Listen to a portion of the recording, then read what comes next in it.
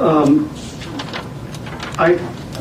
an AIDS activist, and so I look at the issues that Rick raises in his book, both from a historic perspective and an immediate crisis perspective.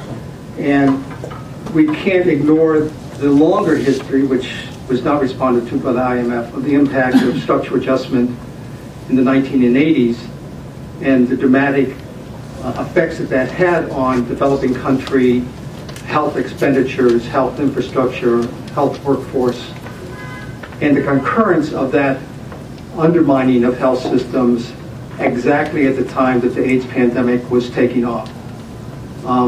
It wasn't causative of the AIDS pandemic, but certainly the impact of structural adjustment, user fees, privatization, dismantling of health infrastructure couldn't have come at a worse time in terms of the disease that is most problematic in sub-Saharan Africa.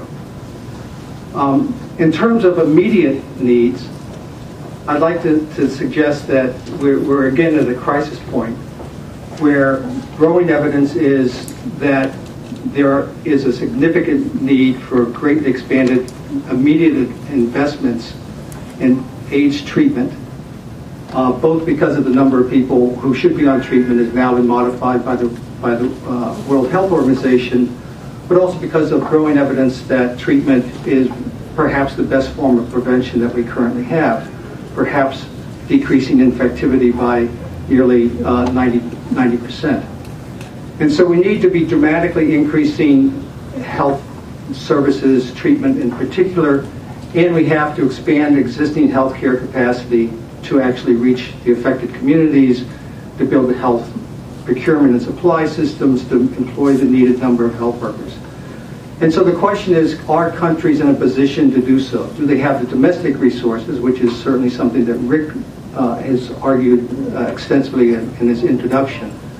Have countries who operate under the strong macroeconomic guidance of the IMF, have they been urged, permitted to grow their economies in a strong way to increase their fiscal space? And similarly, can countries not only increase and spend their domestic resources, but can they also spend increased donor assistance for health? And unfortunately, the evidence is that there is a problem in spending. There's both a problem in raising domestic resources, some of which is because countries aren't willing to appropriate the proper amount, but also because of what are called substitution effects. The fact that governments, under pressure of macroeconomic constraint policies, mediated by the IMF, but sometimes admittedly adopted wholesale by the ministries of finance themselves, they will choose to decrease domestic spending in response to increased donor spending. And there are a number of studies that show some degree of substitution effect. Why does this substitution effect occur?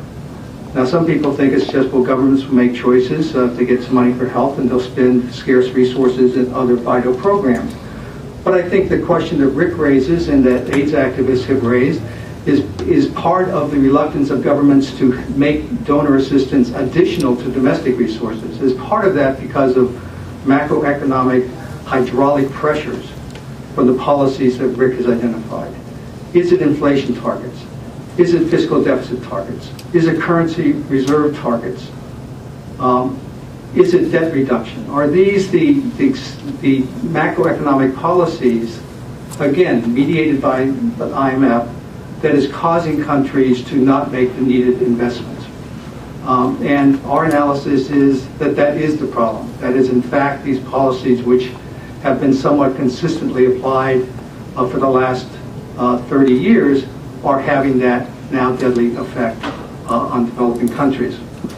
Now, again, the format and the time we're allotted doesn't permit us to respond to each of the studies that were raised and then weren't raised. I mean, I think the nature of this debate isn't particularly illuminating because we can all pick and choose our evidence. And I think one of the things that the people in the audience should do is look over the long haul, not just the last 3 or 4 or 6 years of studies. And even the studies cited today by the IMF are selectively chosen. So they will choose a study that looks at 2 years of fiscal spending as opposed to 1 year, where the impact of IMF inflation targets and fiscal deficit targets and currency reserve targets showed much greater substitution effect than the 2-year study that was cited. If you want to look at the GAO report, you'd say, well, that's a few studies since 1999, but ignored a great number of studies which reached different conclusions from an earlier period of time. And even some of the studies that the GOA could have used post-1999, it chose to ignore because they were outliers. In other words, they reached an effect that would have allowed higher inflation rates. So I guess as an AIDS activist, the takeaway message that some of us have been realizing and fighting for quite a while, but Rick really helps us emphasize, is that if we need to dramatically increase spending on health, if we need to hire more health workers and have them paid an adequate salary so they'll stay and work in country, if we need health systems strengthened in developing countries, if we're going to donors, PEPFAR in the United States, the Global Fund internationally, even to the World Bank, to ask for more money for health system strengthening, is that money going to be spent? Is it going to be additional to what domestic countries are able to raise on their own from domestic resources? Or are countries going to continue to be constrained in their health spending because of policies that are mediated by the International Monetary Fund? The consequence of every penny not being spent is lives lost. There's simply no doubt about it. And the evidence that we need more and more money couldn't be clearer. Last figures on expenditures on aid showed about $14 billion. The estimate of need for 2010 is $25 billion. Even if we got the money, would countries be able to spend it? Even if we got it, could we actually hire health workers at existing wages and keep them? These are questions that need to be addressed. And I don't think it's helpful if the IMF responds to criticisms about the way the world is as if those aren't real problems. Now, maybe it has some things that it would like to, again, bring to our attention, that macroeconomic stability has some role, and I don't think anyone agrees that it doesn't.